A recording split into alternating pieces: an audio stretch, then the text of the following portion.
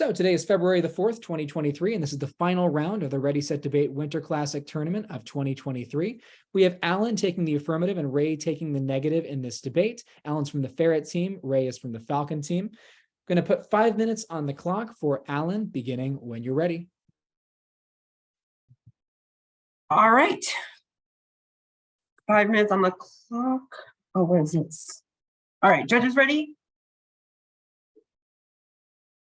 Are my opponents ready? Yes, my opponent ready. My bad. 5 minutes on the clock, starting my time right now. Back during 2019, a virus came out of Wuhan, China, and it still has mysterious origins to this day. After it left the province from one person to the next, the virus went from one person to the next, infecting millions in simply a few months. By the end of 2020, it became a massive political topic and influenced major elections all around the world. However, the virus has become less fatal and more transmissible over time, as well as the vaccine being produced. That is what sparked the debate about whether we should consider the virus as obsolete, hence why we sit in this chamber. Good day, everyone. My name is Alan, and I affirm the resolution the COVID-19 pandemic is over. Judges, for this debate, I think the appropriate weighing mechanism is the values framework, and my value of choice is qualification. This means that whichever team can prove to you, the judge, that the COVID-19 should or should not be considered a pandemic shall win. Firstly, definitions. Pandemic, a widespread occurrence of an infectious disease over a world at a particular time. Endemic, a virus or sickness that has mostly subsided and has much less of an impact on the individual than that of a pandemic. Please note this definition is mutually exclusive with a pandemic as it occurs after. Epidemic is a widespread occurrence of an infectious disease in the community at a particular time. Please note, epidemic is different from pandemic and endemic. Over means to come to an end. Before I get into my contentions, let me set the burdens for this debate. Judge, in order for me to win your vote, I have to prove to you that the pandemic is no longer fitting under the definition of pandemic, meaning that it is over. My opponent needs to prove otherwise. Contention 1, vaccines. Vaccines are now widely available in the United States and around the world due to world leaders like Xi Jinping and Biden having increased vaccination efforts. Many of the countries have vaccinated people. According to the New York Times, 71.8% of people have been vaccinated, meaning that a majority of the people are mostly safe from the virus. Even under the circumstance that they do get the COVID vaccine and still attract the virus, the effects will be much less deadly. Continents such as Asia, the Americas, and Europe have vaccination rates well above 80%, suggesting that herd immunity is well present in all of these continents. Even if an outbreak in a continent like Africa or Antarctica, which they actually have a very low vaccination rate, surprisingly, herd immunity will keep it from being too deadly in the other continents. Since the definition of pandemic is a worldwide infection, the COVID-19 virus is not a pandemic, as it can really infect a few areas, but due to the rest having herd immunity, it won't. This shows that the coronavirus is mostly under control, which cannot happen under a fully blown pandemic. My second contention is stability. Recently, no more than 10 million people have gotten the coronavirus in the period since 2021. According to the World Health Organization, 200 million malaria cases have occurred, and yet it is unanimously agreed that the malaria virus is now endemic. A vaccine has been crafted and distributed, so people are not harmed as much, but it will always just be around. Another example is the flu. A flu shot has been created, most people have it, yet more than 1 billion people get it annually. Once again, unanimous agreement that it is an endemic. In comparison, in both cases and deaths, the coronavirus now pairs in comparison to other endemics, meaning that it should also be considered as such. COVID-19 has become more stable than some endemics, meaning that the virus is somewhat stable at this point, which is something that does not occur in a pandemic. Now, finally, let us weigh my claims based upon my framework, which is, to remind the judges, qualification. My first contention talked about how vaccines have been instrumental towards slowing the spread of COVID-19. As stated, 71% of people worldwide are vaccinated, showing that herd immunity is present throughout the world. Even if continents like Africa or Antarctica, which have lower than average vaccination rates, had an outbreak, that would not be considered a pandemic, as the definition states it must be worldwide. We have to come to a point in which vaccines will increasingly make the spread harder, suggesting the virus can be considered over. Well, the pandemic at least. My second contention talks about how the case amount is relatively stable, and the spread is not as significant as it used to be. Compared to other diseases such as the common cold and flu, the amount of cases are much less, despite the fact that those diseases are considered endemic and not taken to high regard. And in the definition of pandemic, widespread occurrence is necessary, meaning that, which means major outbreaks. This clearly is not happening with COVID-19, therefore it should no longer be considered a pandemic. In conclusion, the COVID-19 virus no longer fits under the definition of a pandemic, which is why it should be considered over, or at least the COVID-19 pandemic should be considered over. Thank you for listening. I yield the rest of my 7 seconds to the judges. Cool. We're now going to go into our first cross-examination. I have 2 minutes on the clock for the negative to cross-examine the affirmative, beginning when you're ready. Okay, awesome. 1 second.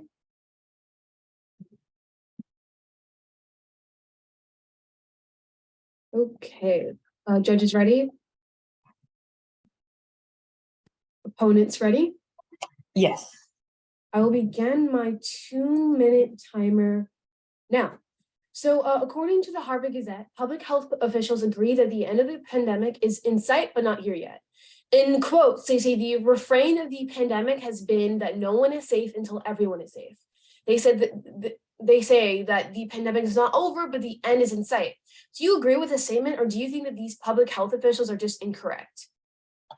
Well, I actually disagree with your statement, because by your statement, you say that an endemic comes when everybody is safe, but that is not true with other viruses such as malaria and flu, which have been universally agreed as endemics, and yet they are still harming people every single year, you could say.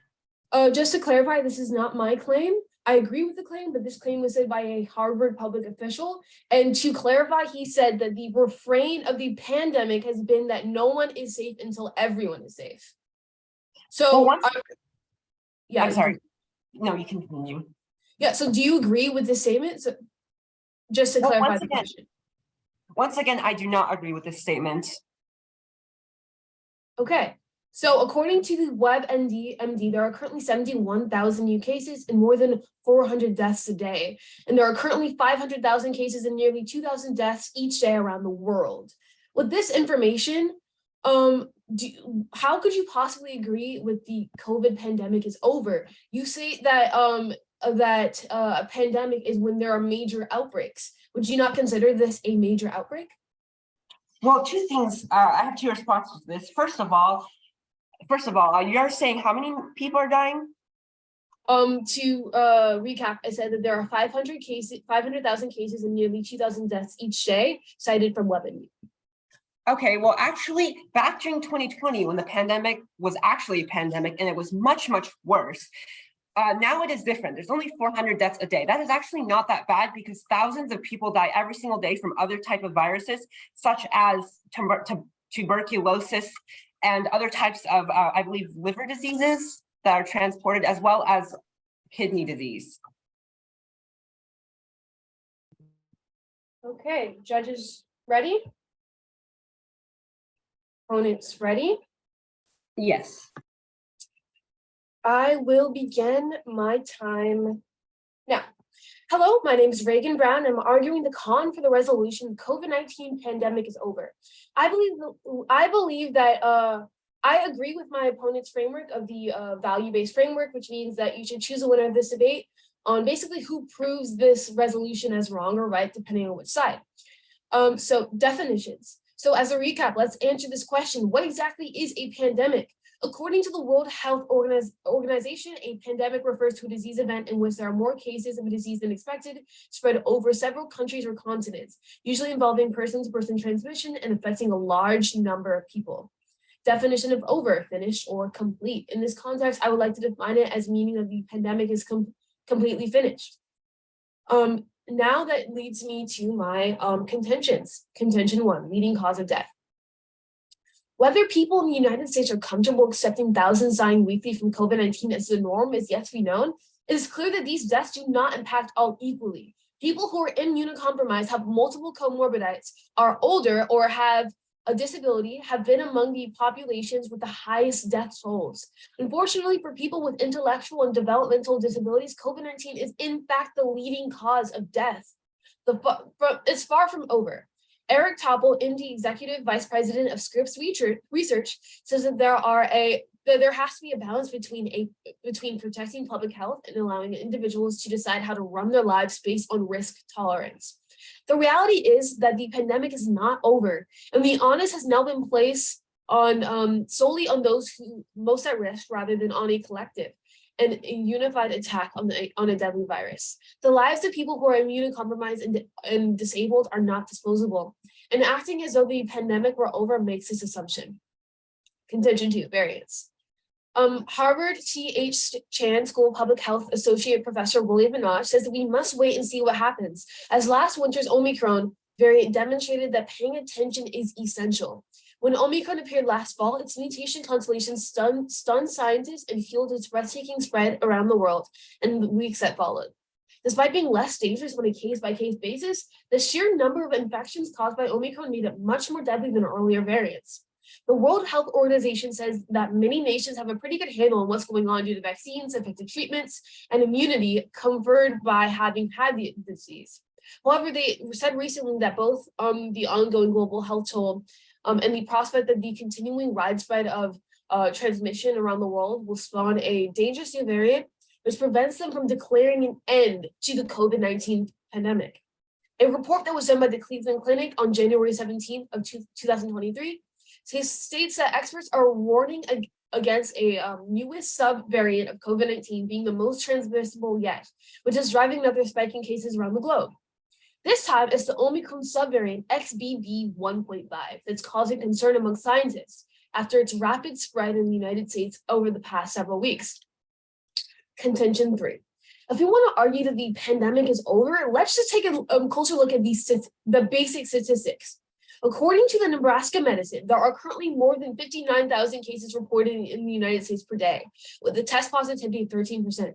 When test positivity is above 5%, transmission is considered uncontrolled. And the definition of pandemic is when these cases are uncontrolled. So, according to this, the COVID pandemic right now currently is uncontrolled, which means that we cannot declare it as over yet. There are currently more than 537 deaths per day and an increase of 73% over the past 2 weeks. And hospitalizations have declined by 14% over the last 2 weeks. The cases that have been reported may have gone down since 2020, but they're definitely still high. There's no way we can say that the pandemic is over when so many people are currently catching COVID. From a public health perspective, we are clearly still in a pandemic, says Caitlin Gentilena, health policy expert.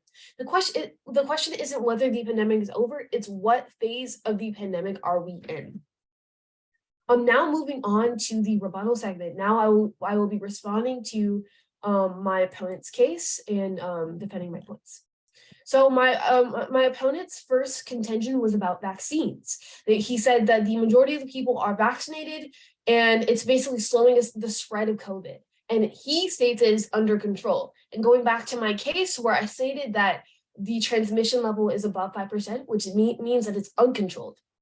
And so to rebut this point, the majority of the people are not vaccinated. Actually, the World Health Organization and UNICEF sound the alarm as new data shows that global COVID vaccination coverage continued to decline.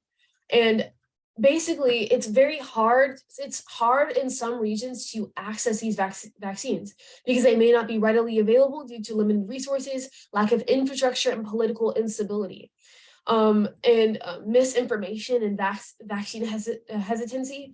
So misinformation and fear surrounding vaccines can lead to resistance among some individuals, making it difficult to achieve high coverage rates. So the majority of people are not vaccinated.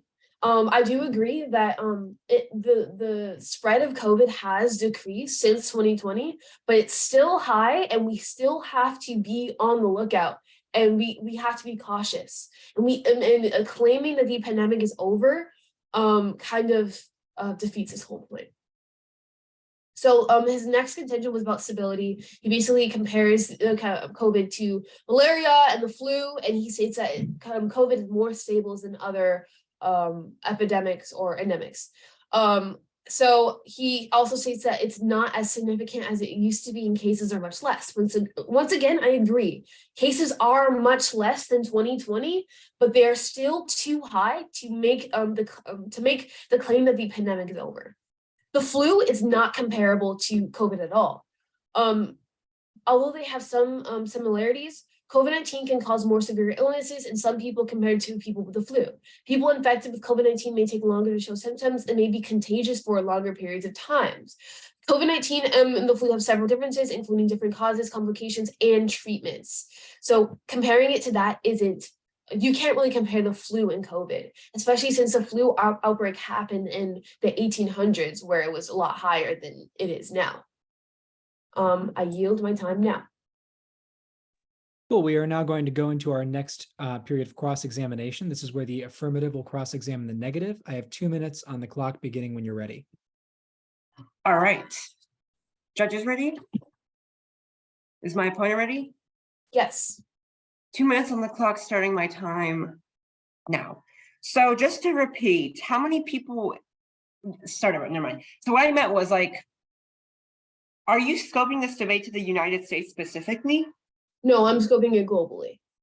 All right, then how many people globally have got the coronavirus yesterday or daily? Yesterday, well, in my case, I stated over 400,000 people. According to my cross-checks, I said that there are 500,000 cases and nearly 2,000 deaths each day around the world. Can I have the source for that information? So that source is cited by the WebMD and also cited by the Our Data in the World. I think Our World in Data. Okay, interesting. So how many people are on the earth? I believe about 7 million. Okay, judge, count the zeros. And so in your third contention, you talk about, I believe, how the transmission rate is above 5%. Is that correct? Yes. Do you mind explaining a little bit more what that means? So in my third contention with statistics, which is backed up by Nebraska Medicine, World Health Institute, and the CDC, I stated that when it's a fact that when test positivity is above 5%, transmission is considered uncontrolled. And going back to my resource, right now it is 13%, which is above 5%, which means that it's considered uncontrolled. Okay, so just to recap, basically transmission level is when you test any sample of wind there is, and then you find whether it has COVID. I'm confused with the statement you just made. Well, I'm kind of confused too. Anyways, final question. Can you give me the transmission level of certain endemics such as flu or malaria?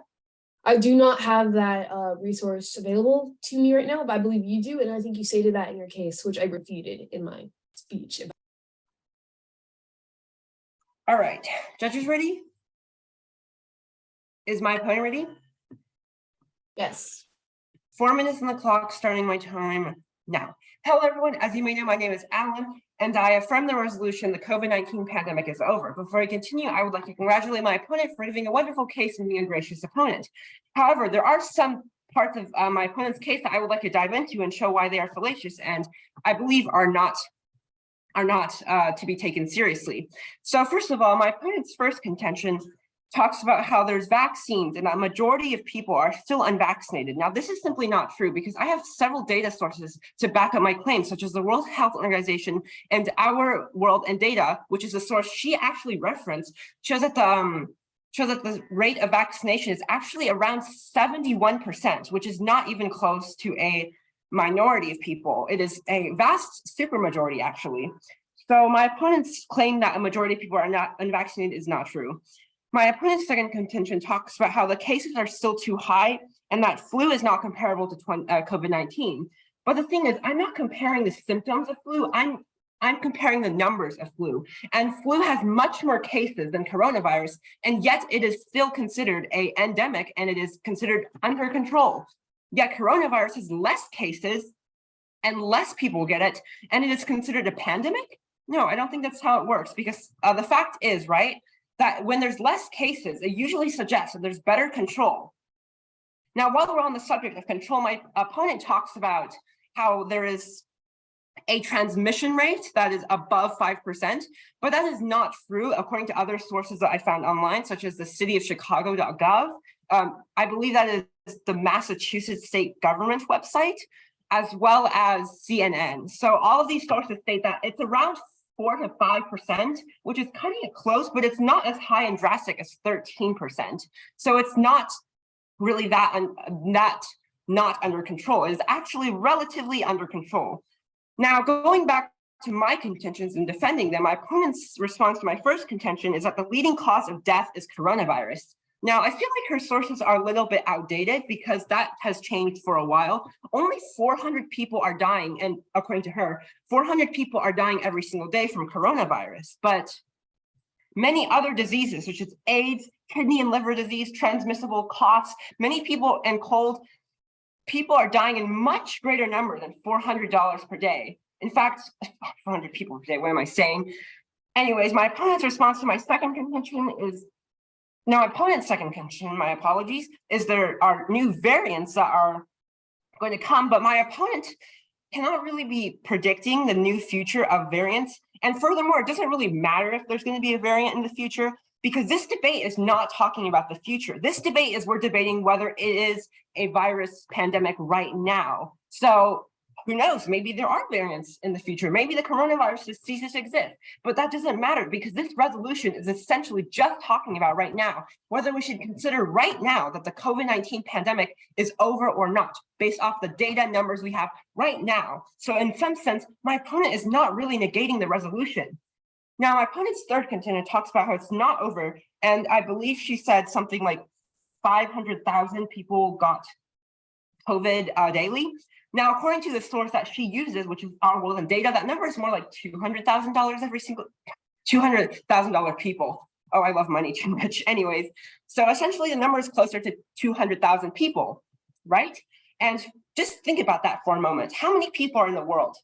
That's right, there's 8 billion people. Count the zeros, judges. It's like 0.0000.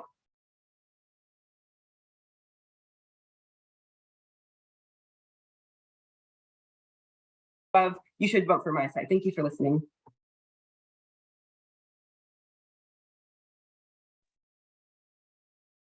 Okay, 1 second. Okay, judges ready? Opponents ready? Yes. I will begin my time now. So I'd like to start off this segment with just defending my contentions right now. So my opponent mentioned about how he has evidence to the fact that the majority of the world is vaccinated right now. And that he says the majority of the people are vaccinated, and I disagreed with this fact. No, I've done the evidence. What he's saying is true. The majority is vaccinated, so that's my mistake. So to respond to that, to defend my point, I'm going to say that people can still get COVID if they have the vaccine. Having the vaccine does not guarantee that you don't get COVID. Yeah, sure, it slows down the rate, which I agreed with. The rate of COVID has definitely slowed down, but we cannot declare it the pandemic over yet. He talked about how he's not really comparing the flu and COVID. He's basically comparing the flu and COVID and like the case number of the flu and COVID, and he basically said that the flu has much more cases. But to respond to that, I've proven that COVID is more deadly. The flu outbreak happened in the 1800s. So if you're comparing an outbreak that happened in the 1800s to how we've kind of recovered from that to now in 2023, it's obviously we've advanced so much compared to COVID starting in 2020 and how it's 2023 now. People are still getting cases. People are still dying. Once again, people who are who have disabilities and people who are immunocompromised can still die and catch COVID. He talks about he responded to my point about variants. He says that that scientists aren't really able to tell variants in the future if they'll be coming, which isn't true. Scientists are able to tell variants that are happening, and actually there was an outbreak of this new variant, which I've sourced in my main case. Because there are new upcoming variants, sure, it's still the future, but it's still happening now, and we need to be careful. And claiming that the pandemic is over kind of just allows people to be at rest and not be careful of these new possible variants. My opponent talked about my statistics and how my statistics weren't backed up. I've used evidence from this year from the CDC of these cases. So I have proper evidence for this with the transmission rate as well. My opponent also talks about responding to my contention about the leading cause about COVID being the leading cause of death. I'm not saying that COVID is the only cause of death or the only leading cause of death. I'm saying it's one of the leading causes of death. You still have AIDS, you still have other diseases, but COVID is one of the leading causes of death in the world. And having it as it's still being the leading cause of death, we cannot declare the pandemic over, especially with all of this evidence of the cases. They've gone down over the couple of years or months, but we still need to be careful, and we cannot claim that this pandemic is over. So for my list of voters and reasons why I believe I should win this debate, I believe I provided more evidence. I provided actual evidence from the World Health Organization that actually claim that the pandemic is not over.